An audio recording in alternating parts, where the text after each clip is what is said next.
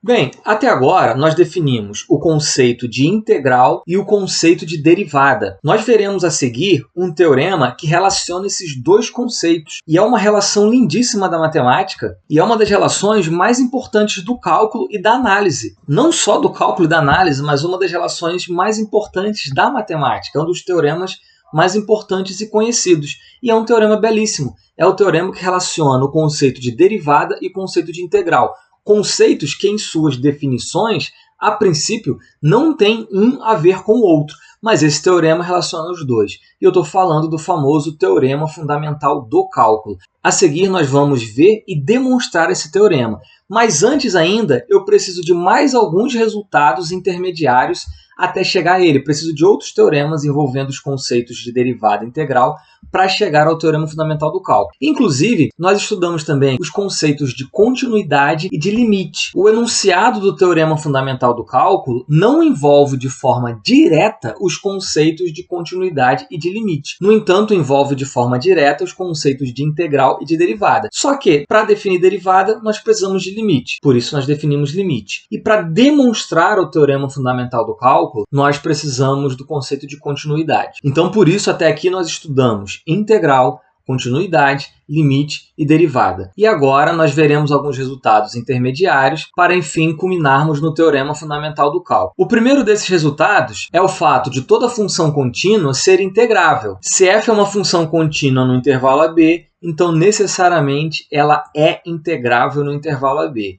Talvez da forma como está enunciado aqui não seja tão familiar para vocês, mas vocês conhecem esse teorema, talvez de forma indireta ou de forma implícita, desde lá do cálculo. Por quê? Lá no cálculo haviam vários exercícios do tipo calcule a integral de uma função num determinado intervalo. E no cálculo vocês aprendiam vários métodos de integração, de como calcular esta integral. Mas, na verdade, antes de calcular o valor de uma integral, a gente precisa saber se a função de fato é integrável ou não. Ocorre que no cálculo a gente não se dava ao trabalho de verificar se a função é integrável ou não, porque nos exercícios se colocavam funções que eram integráveis. E, em geral, são funções contínuas, para não dizer sempre são funções contínuas as funções que aparecem lá no cálculo, pelo menos no intervalo de integração.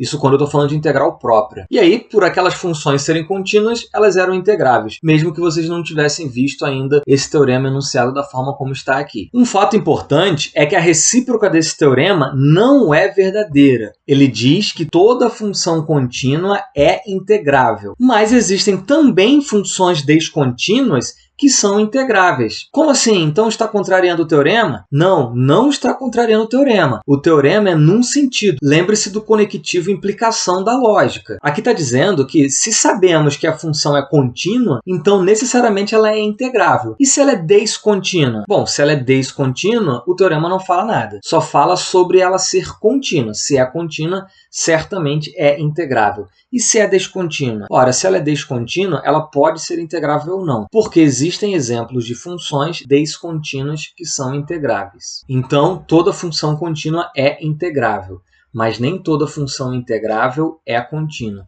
Isto é, também existem funções descontínuas que são integráveis.